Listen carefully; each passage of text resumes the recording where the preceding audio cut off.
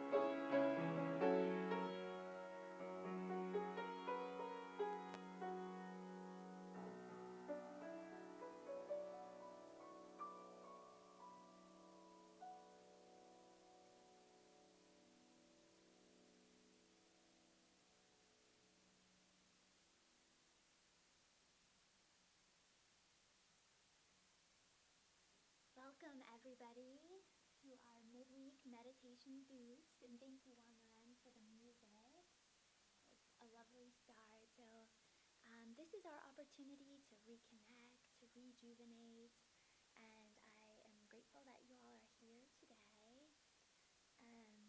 We gather each week and have an opportunity to just practice our presence and listen to music and recenter.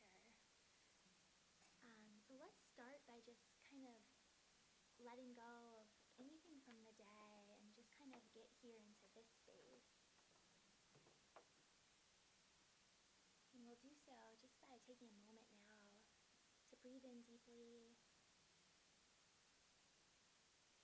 and release out.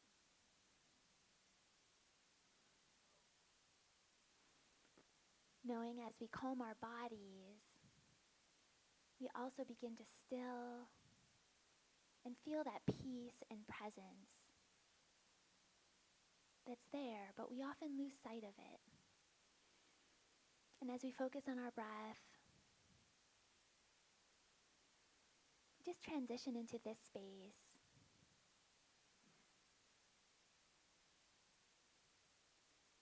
And with that calm, I'm going to read a daily word to kind of just center us.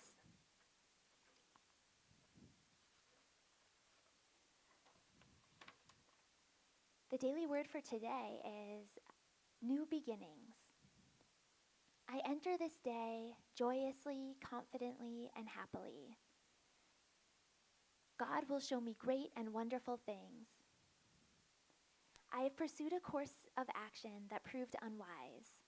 Today I remind myself that it's never too late to begin again. At any time, in any hour, I can make a new beginning. Sometimes realizing this truth is all I need to do in order to be free of any burden from the past. I let go of past unfulfilled dreams and lay hold of new ideas that are transforming. In a very real sense, I am renewed physically, mentally, and spiritually. The future awaits me. I greet it, knowing that each day I can begin anew to work toward a goal of greater good. I go forward into each day, taking with me the good, and that will make the day a more shining and purposeful time. Thank you for this new beginning.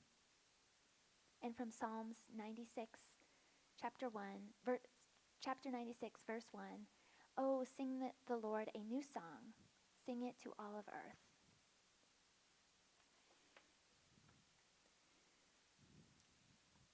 So welcome. So I am Lindsay. I'm the facilitator of our group here today. We started up a couple months ago and just began to take some time to focus on the metaphysical principles, the teachings that help us live from that greater presence, from truth, living out from our heart space. And now we're taking that even a little deeper as we learn more about delving into that truth, but also we're going to hear from a guest today where we'll be asking questions and learning about how others are living out that truth and being able to tap into it. But our theme today is around truth, which is a word that, we hear, and it's hard sometimes because it's not always like we have words to describe truth. It's more something that's felt. And so the more we can delve into it, to be in flow with it, the more we'll feel that greater presence and feel that love and joy that we are here to experience. So I was going to share a story because I think in our day-to-day with our relationships, and we lose sight of that truth, that presence. We can get out of flow, and we may see it in our closer relationships. Sometimes we're hardest on the people that we love most, and we can even get into that place of strife, which is such a big word, right? Like around just negative, like a cloud that can kind of be over us. So you're feeling that maybe a little bit of resentment, a little bit of fear. And I found, when I'm in that place, it's hard to see the good in what's happening around. It's hard to even tap into it. But we're here to live life not from that place. We want to be in flow and be seeing the love and the good that's around us. But the first step is awareness, so being able to be aware when we're in a place where we're not seeing the good and we're not being able to see that. And so the principles that we learn here and that we're tapping into help us do that work so that we first have awareness when we're not in flow, when we're feeling that negativity, but then also being able to tap back in and return to love. And sometimes, it feels like we'd rather get into that place of wanting to be right, but really we want to be at peace. We're here to be at peace with those that we're with, and it takes a moment to recognize that and make a shift. And so sometimes it's an unlearning, but I think what we learn in our practices here is that to be in unity, to be in accord is how we want to be. So I think with that intention of being in greater truth, let's invite Ron to come on up. So Ron's going to talk a little bit about what truth is for him and how he's living out those principles. So Ron, do you want to sit here? So the format for today, we have our interview, and then we'll be doing a guided meditation to just kind of close out. But this is just a chance to just be able to be in flow, to hear the story of someone, learn, share wisdom, and of course, feel free to ask questions, and we'll just see how it goes. So okay. Thank you, Nancy. Yeah, so let's make sure this is on. So we set it up there. People can tune in virtually too, so that's why we have the mic set up. But let's just take a moment now. Ron, do you want to just give us like a brief overview of your background in unity and in practicing these principles? Okay, will do. Thank you. My name is Ron Johnson. I'm a licensed unity teacher. It's one of the programs that are available for those that want to be in the system and work with youth and work with the minister and work with the church itself. And I pursued that pretty early on in the career once I realized that was possible. The other step was to be ordained, but I'd already been ordained through another source because I began work in chaplaincy at a hospital. And so I was quite one of the requirements of being to be employed is to be ordained as well as be in a structure to where you understand what is happening in the hospital environment. Okay. My beginning and where I am began around, over 30 years ago. I was looking through some papers the other day, and I said, God, I've been doing this since '81. And at that time, I was still in the Air Force. I was located somewhere, and I would come home every few months to visit my family here in Chicago, my parents, and find out that they were already students going in Unity, and it opened a whole new world to me because both my mom and dad, mother particularly, and her sister became Unity teachers as well. And on one of my trips, later on in Chicago, I found that they were going off to school at the Village, which is in Missouri, Lee Summit, Missouri. And so I took that trip with them to drop them off, and it opened a whole world to me, what they were doing and before that. And so subsequent trips back to Chicago, I introduced me to churches in the area that they were going to at one time, which turned out to be Christ Universal Temple. And I was quite taken with it. So about that time, I was out of the Air Force for my first four years, and I went straight into the reserves and located at O'Hare. It was a reserve unit to stay active, to stay connected. But while that was going on, I was still traveling and seeking more about unity. And then after several years of going to college and other things, I found myself returning back to the service, and I was located in New Orleans, Louisiana. And there I began to pursue, because almost you could not live without having what unity kind of brings to you and make you feel within your heart and deep within your spirit. So I began to pursue that process there and on my weekends. And I met a woman one day who just graduated from Unity Village, and she came to Louisiana, New Orleans, to open her ministry. And we met in church one day at a visiting church, and things just sprouted. I started working with her. I began to learn so many things about New Thought and Unity through the insight, because I used to do the commercials on the radio indicating this Sunday services. And that's one thing that led to another. And And how much history do And you here, want? no, so that's really interesting. So how would you say did you begin like your meditation practice? Did it begin like, that at that time, just the beginning of like bringing that stillness? I imagine in the Air Force, needing some time to just Yeah, it was funny connect. because I had pretty free will in the Air Force. I ran my own department in command, and so I could almost do most of the things that I wanted to do and pursue. And I had a pretty nice staff at the time, and so I was split. The thing is, it's an interesting thing that you mentioned, and is that when I became involved with with Unity, it was based on prayer. It was based on meditation. And I remember, I guess I keep going back to the Air Force because at one point when I went in, I was required to do dog tags. And it's a machine that you use, and you put down, and I remember it comes to me so clear all the time that you put down your name, your military ID, and then the next thing was your religion. And the next thing was your blood type. So you know what that meant. So if something happens to you, they take one, it's two dog tags. One they take with you if you have passed away, and the other one they leave in your pocket so you can be identified later on. And from that, it showed me some things when I start reflecting back on Unity, how it was so important to have that connection, because at that time I was a Lutheran.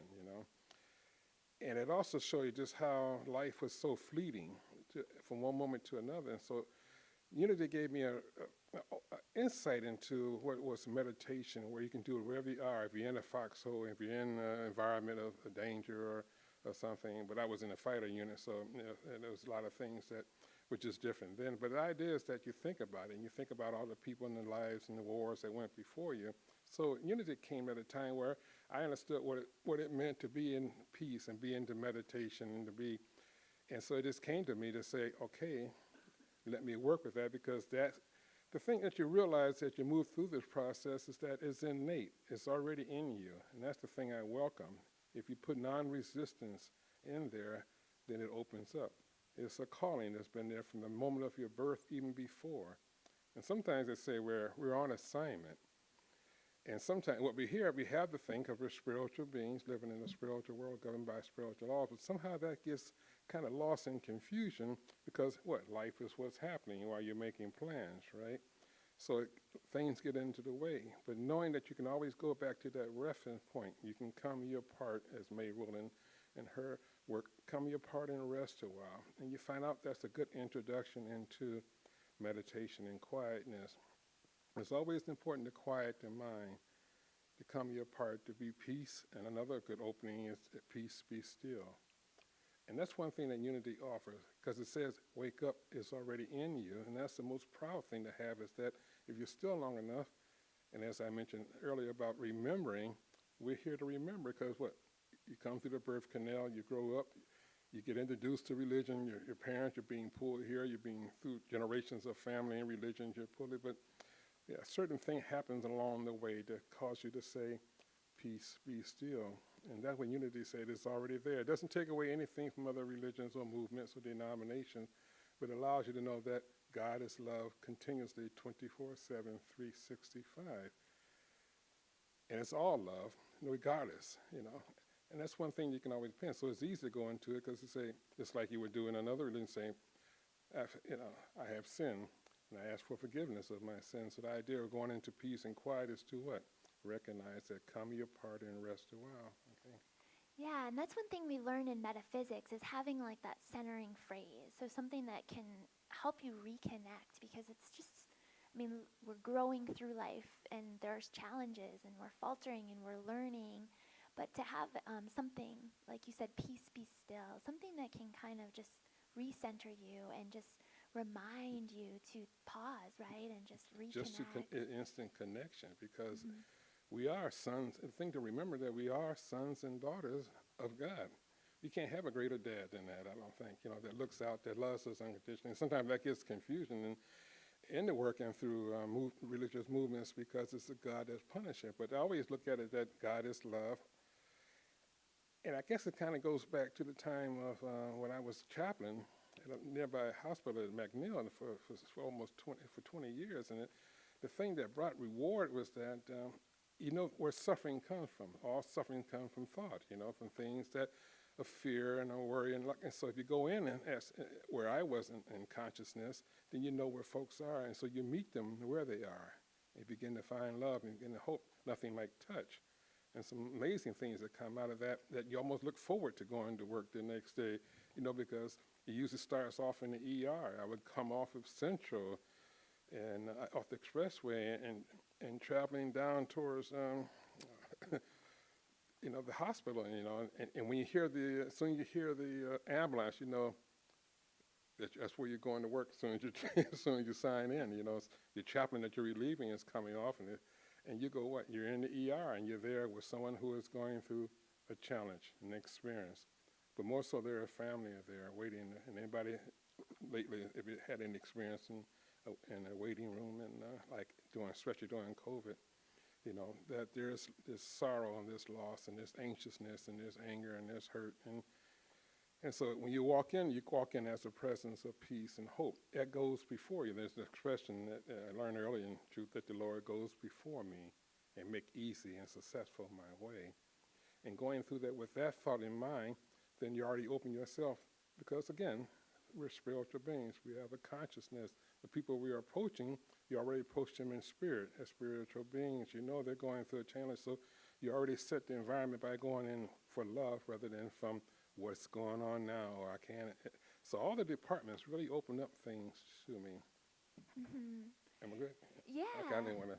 We have No. other questions. It's interesting just to hear different stories, different ways that people are using the work that they do to yeah, like you said, that assignment. We trust that people are coming into our life for a reason, right? And so the more we can be that presence of love and see maybe in others what they can't see in themselves, and sometimes we need others to be that for us, right? And just seeing people from that place, that presence, you know, the more we can do that in our relationships, in our family life, you know, the quality of our life is in the quality of our relationship. So it's worth it. It's worth the work, but it's not always easy, right? And sometimes it takes those moments of challenge, or, you know, facing the end or transition when we realize, wait, you know, and so the more we can do the work and practice, we can experience that fulfillment and that greater connection before it's too late. Yeah. That's true, because what you really see,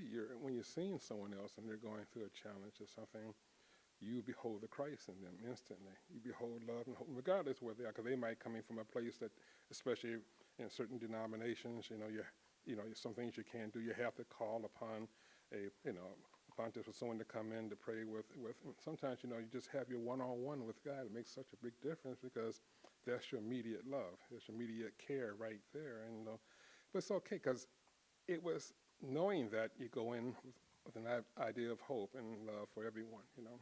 And there's been times when, you know, let's say a few of the areas I like going to when I was doing chaplaincy. One would be the mother-baby ward, you know, because new life is coming, but you can't just walk in there. You have to be invited, because, you know, there's a birthing center and things like that. But I had the opportunity to do baptisms on brand new babies, and it's the most loving area of any hospital, it seemed to me, because the nurses and the doctors are there. They have a little routine that they do. I come in with the holy water, because it's a primary Catholic hospital.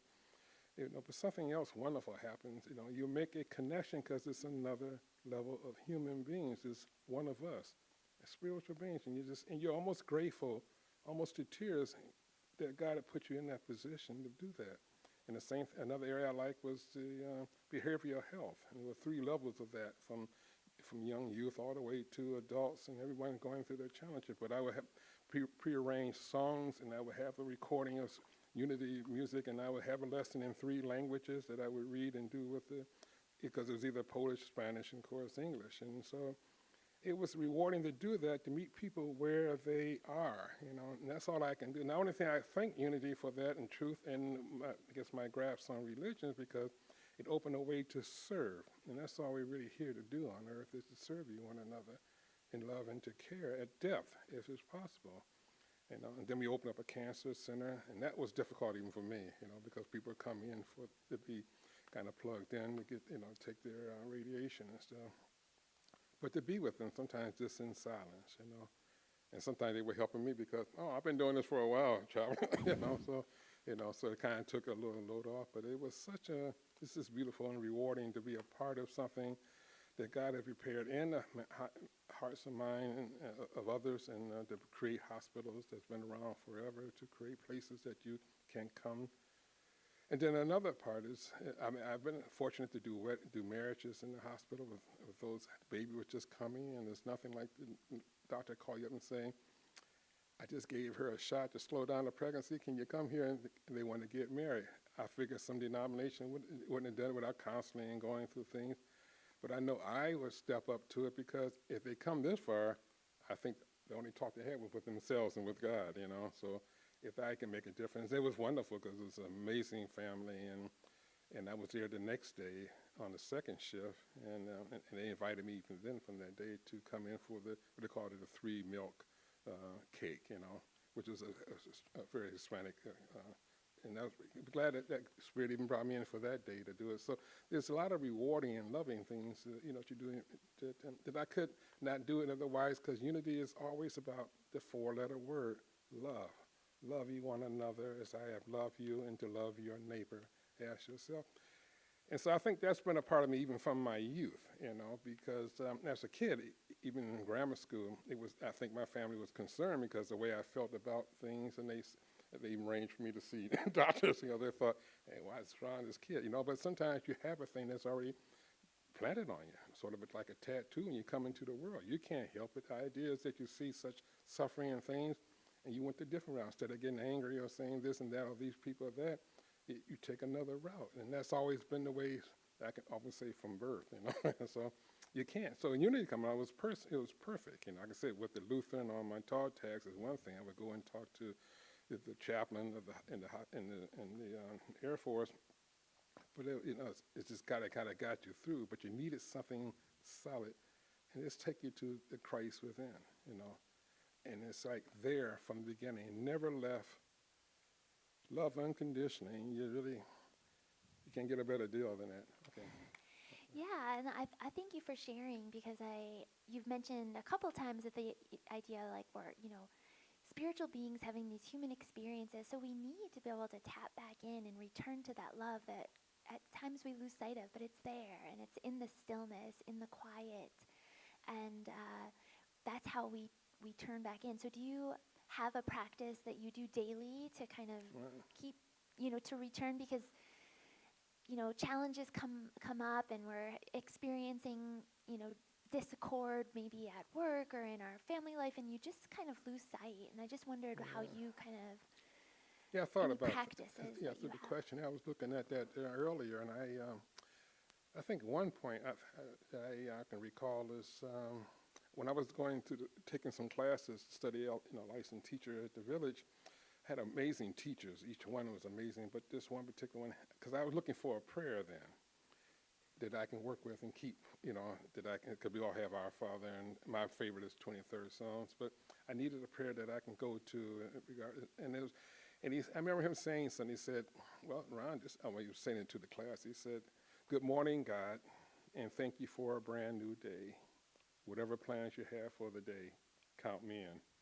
So I said, well, you can't beat that. Now, he had a reason for his doing it, and I wanted to pray because he has already made his transition. But it gave me something to start with. And that's back to your question. And the thing that I do upon awakening in the morning, before I even stir out of the bed or to the restroom, I'm praying, giving thanks for a brand new day. I'm thanking everyone from those that moved on to my parents, and my brother lives in another few states over, and you're thanking family, you're thanking neighbors, your friends, your community, your home, your transportation. You're really grateful. And by that time, I think it's lunchtime, no. But, but you're laying there and you're going. And I notice sometimes I'll just drift off, and I think I haven't had a break, and hours went past, But the thing is, you get ready before you step out into the world, And it was so important to have that, and knowing that you are blessing those that are, that are away or maybe going through challenges and things like that. And it was always even more so when I was at the hospital. So that's how I more or less started. I Mm-hmm. try not to stir until I can do that, and by that time I have covered most of the continents on the planet. And so, but it's important because to me it matters because again, being who we are, spiritual beings, what we think and what we say affect universally. To someone, to the individual climbing up Mount Kilimanjaro somewhere or somewhere, the idea is that my thoughts, as they are, who we are, sons and daughters of God, we have an amazing thing within us, that connects. Words have power, and we talk about what the flow of power. I think one of the first books I ever did a class on here was In the Flow of Life, and it's amazing by Butterworth, only because it gave me something that I thought I did a lot of, flowing, moving through the life and knowing that there's what I think about, go about, it makes a difference, the thoughts. If I'm always angry, if I'm always blaming other people, other situations, other circumstances, then I'm connecting to that branch of folks universally. And that's where you turn on the news and you see how that part has gotten rough around the world, if you do things of love and forgiveness and understanding, right now, for Ukraine, for Russia, for China, for North and South Korea. There's some hot spots. Those places I live or experienced through the military. Most of the time was in the Philippines because I was a Vietnam guy, that type of thing. But the thing is that you begin to understand a thing about love and compassion and understanding rather than hate and my enemy. I mean, put me in again, hand me a weapon, and of course you're going for defense, But the idea is when you can, then the defense is in your tongue. The defense is in your words and it's in your heart, and it makes a difference. So, now I know what that word was when my mother and grandmother would get on my case as a youth and say, "Bite your tongue." Anybody remember that line? And I said, "God, that hurt, Mom." But as an adult, when you learn that later on, that means before it leaves your lips, you bite your tongue, and that's why they put kids by themselves during the holidays, little tables by themselves, away from the main table, so they won't blurt out something dumb and ruin it for all the family. That's what you thought about me, So you kind of put the kids away, so so they don't say, "I thought you told me you didn't like her," something. Yeah. They speak the truth. And so you find out that you do that in this presence. You bite your tongue before ugliness or hatred or anger comes out because it just didn't hurt the moment. It affects entire creation. It's called race consciousness. Remember hearing that?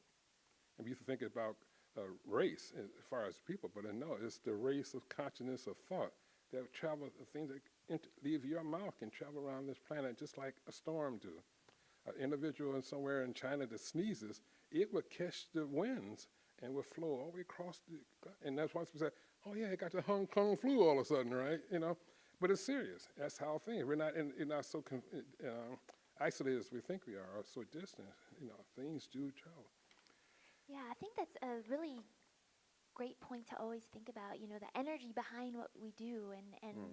it's felt. It's felt by the people we're with. It's felt by, and just starting your day, because it's a practice. It takes practice to shift, right? Because maybe, I think as a species, we're trained, we're wired to protect ourselves, to worry and fear, Mm-hmm. to protect ourselves. So to step away from that and just, it just takes a little bit of, it's like a muscle you have to strengthen, just like anything else, to be able to see it all, but then focus on what you want more of, focus on the gratitude, have that attitude, and appreciate. And the more you appreciate, the more things to appreciate come to you. It's an energy and it's a principle.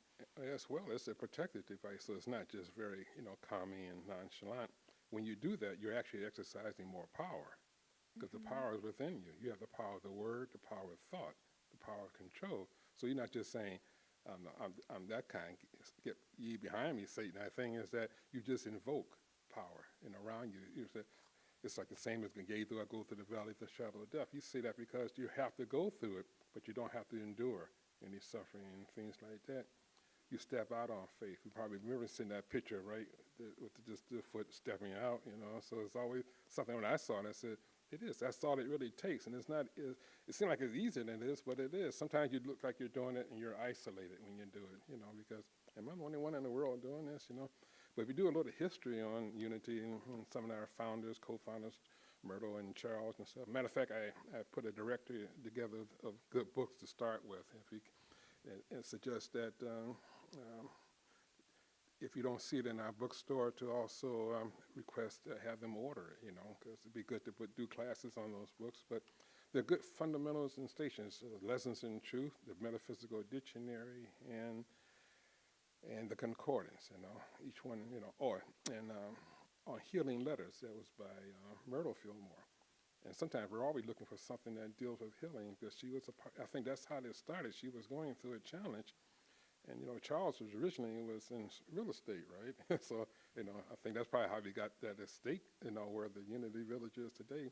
But because of her work with that and another individual of coming truly free from suffering and from their illness, came unity, a positive healing of and things. And so you can see where it works, as the Reverend would say, Reverend Dr. Coleman just say, it works if you work it, So there's always, again, stepping out on faith. Interesting kind of question. Yeah, I mean, I think that's really powerful. And as we talk, we use here, like the principles is, it's easy. We remember, God is love. And so that's also, you could say source, um, spirit, and it's everywhere, always present. That's our first principle. And so remembering that, but also that I am. So I am spirit. I am love. And You're right. The importance of I am. And that's true. I was looking that up before I stood up here. Is that I am is most important. So you have to be very, very careful of what you start with. I am. It should never be I am sick. I am tired. I'm unhappy. I am lousy.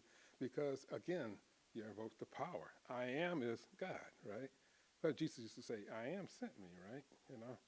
And sometimes we don't really see it. But again, because the unity, it kind of clarifies that. It takes it right back to source, which is you. I and the Father are one. So just change, the rhetoric there. Just change it and say the Father and I are one. I thank you. I am, just like a lot of our songs, I am so blessed, So the idea is that every time you say it, you move mountains with just those two words, I am. And what follows that makes a big difference, because, once, like I said, once it leaves the lips, it can't be retrieved, So that means the good as well, right? The positive. But at the same time, and this is important, I think the more important thing about all of it is that there's no wrong way of handling things and doing things. It's where you are, and you grow from where you are.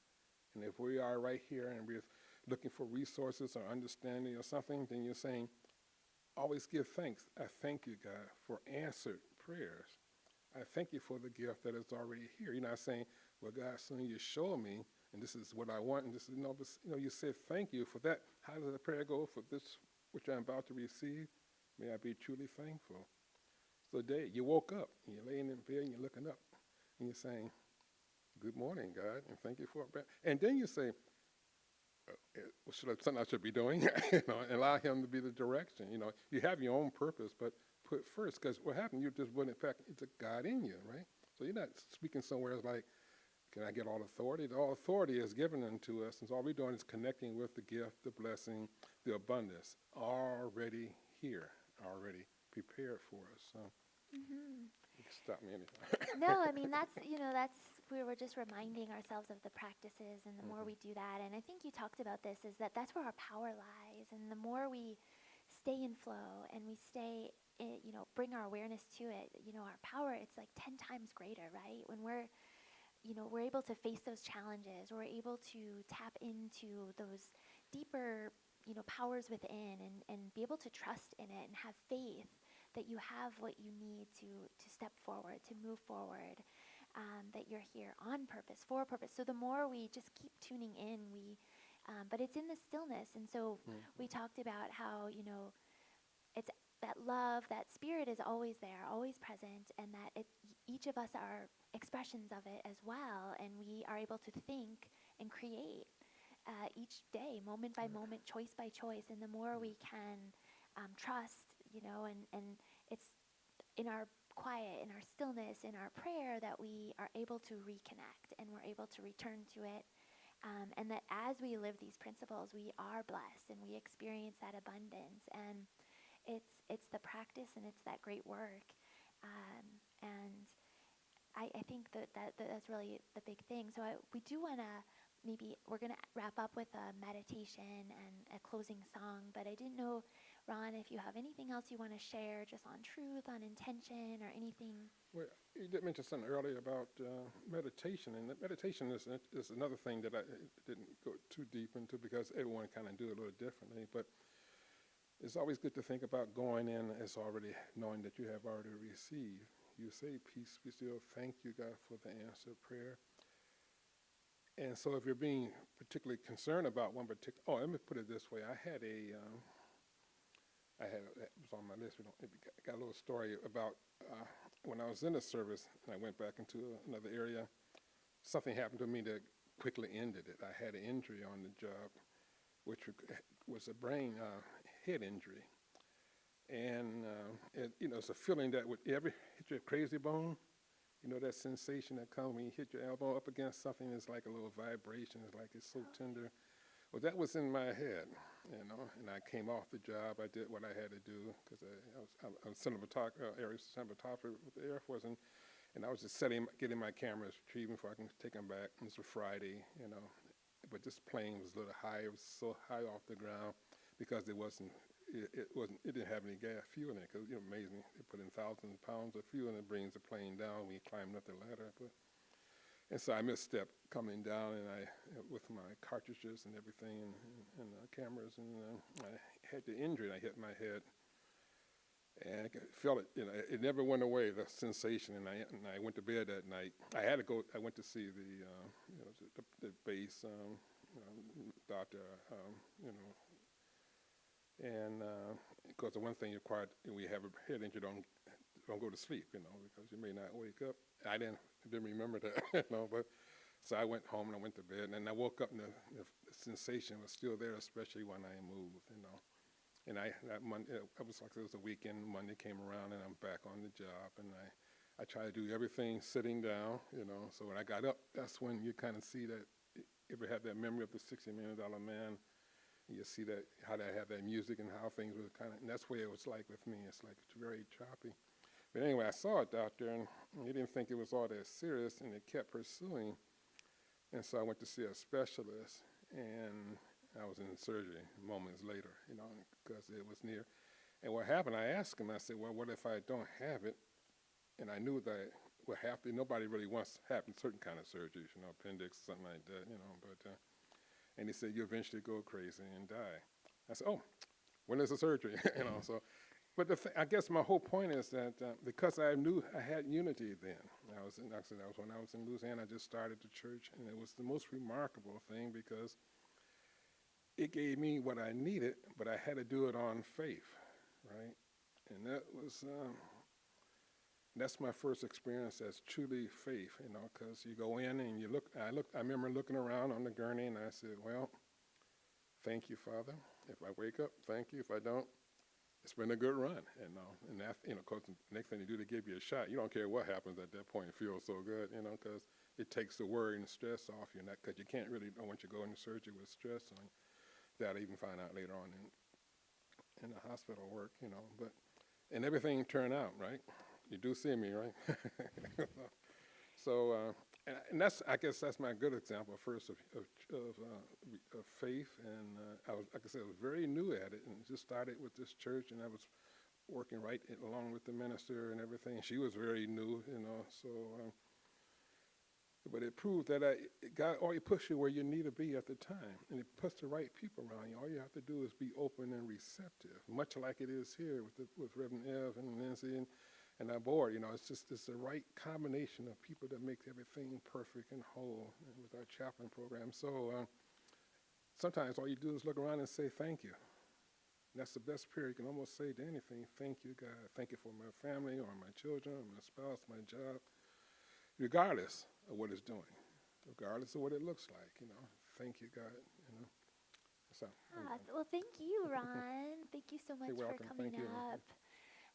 And I think, we're just, I loved what you shared because it's the more, sometimes we don't understand it, But if we can trust and have faith, we trust that there is a greater meaning, and it helps us move through hard things, Primarily, and yeah. trust that the people with there's a lesson, there's something, there's meaning in it, and It takes the stress off and the worry, and that can do Mhm. more damage than anything else. And most people are in hospital because they sweat it, and sometimes you can just, just like the song, I release and I let go. I let the spirit run my life. My heart is open wide, and I'm only here for God. Well, then when I first heard that, I said, well, that's the one to go with, right? Release, let go. And so when you know songs and things like that, or affirmation, which is really an affirmation, just put to the music, right? I release, I let go. I let the spirit run my life, and my heart is open wide, and I'm only here for God. Period. Oh, it goes on. No more struggle, no more strife. With my faith, I see the light. I am free in the spirit, and I'm only here for God. Okay, I'll stop. That's great. Well, thank you. We're just gonna wrap up so everyone can have a moment of just peace, and we learned take that wisdom that we learned and kind of take it in. Always knowing that within you is where you'll find that answer that you need. It's the spirit's within you. So the more that you can, just pause and turn into that inner peace, you can show up differently, and you can, in that next interaction, you may get that right next step that you needed, and trusting that person that comes in, maybe be sharing that, if you're in confusion or whatever you may be going through, maybe even if during your meditation time you don't feel much better, it's all in the work, and it may be well later in the day that you just have a moment of pause, and you are able to have a different perspective, to create a different story and use your imagination in a different way. Maybe choose to not worry and instead trust and have faith. So Right. yeah, the more you can kind of tap in and do that. Yeah, when you think about it, it's really all you really have. And it actually takes a lot of burden off, because sometimes we try to run it ourselves, and that just wears out other parts of our body temple that shows up later. And the doctor said, how you do that, And sometimes we just did some things that we didn't have to. But it's a learned thing. So again, you don't ever blame yourself. Don't, the thing, because once you start that, then you have to go through that process. That has to go through the entire system. And as soon as you can catch it and bite that tongue, release, let go, then you get back on track. But when you say certain things, you have to go through that valley of the shadow. So it takes you through things. So when you catch it right away, you say, never mind, what was I thinking? Okay, Mhm. again. Yeah, right. The first step is having that awareness, Yeah. being able to notice. Okay, so with that, let's just take a moment now to center ourselves, and we'll just have some time in stillness as well as some guided meditation, and then we'll also close with a song. Um, so just take a moment now to just center your body, and just feel that inner peace. And we do so by relaxing our bodies. And so we allow ourselves to, you may close your eyes if that feels good for you. Place your palms in your lap. Ground your feet beneath you. It may feel good to just kind of roll your shoulders. Allow your eyes to just relax, your mouth, your jaw. And just focus on your breath for a moment. And as you do, just take a couple big, deep breaths in and release out.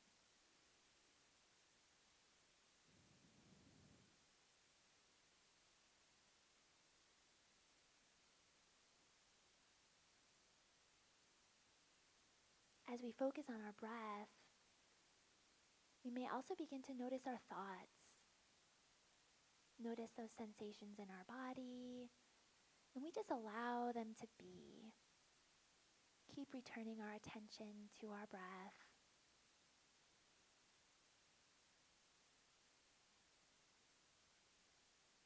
You may just take a moment now to just focus on that energy at heart center. As you breathe in deeply and release out,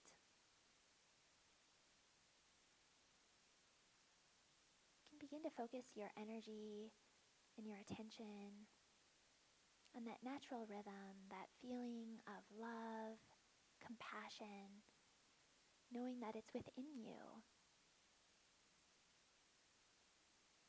You can tap into it by getting still.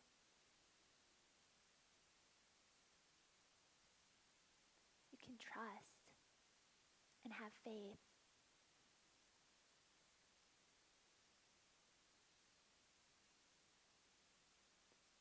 You can just return to a centering phrase that feels good for you. Maybe peace, be still. I am peace.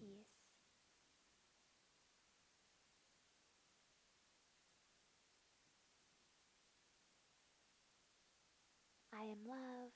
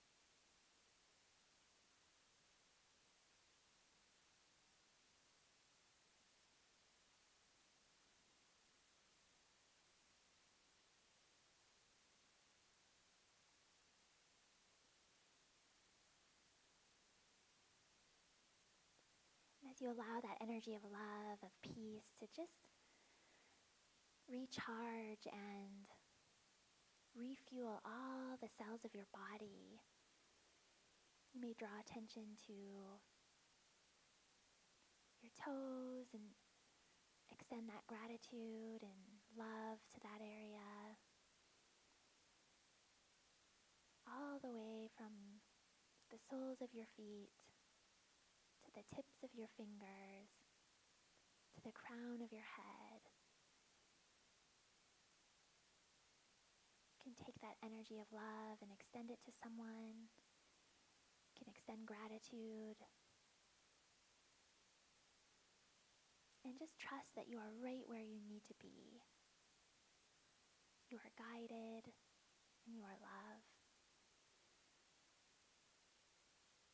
And with that, you just take a moment now to maybe return to anything that comes up for you as an intention, as a word that you want to take with you, so that you can return and have that centering phrase to return to this peace at any time throughout your day as you leave this space and begin return.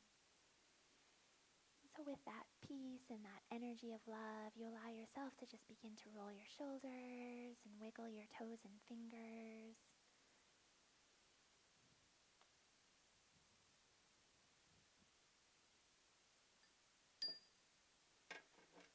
Just hear the sound and allow our bodies to just return to this space.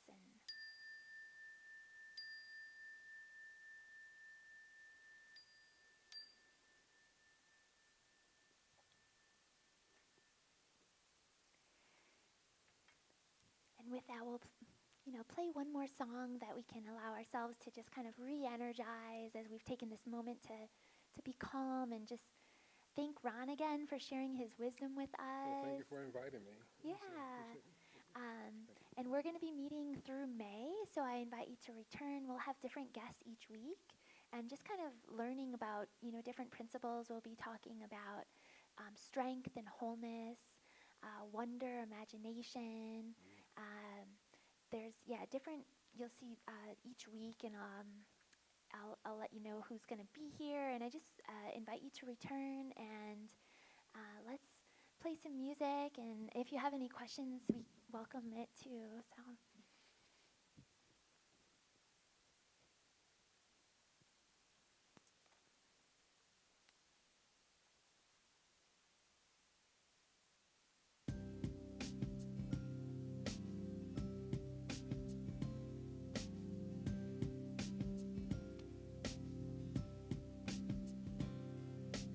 You are sacred love.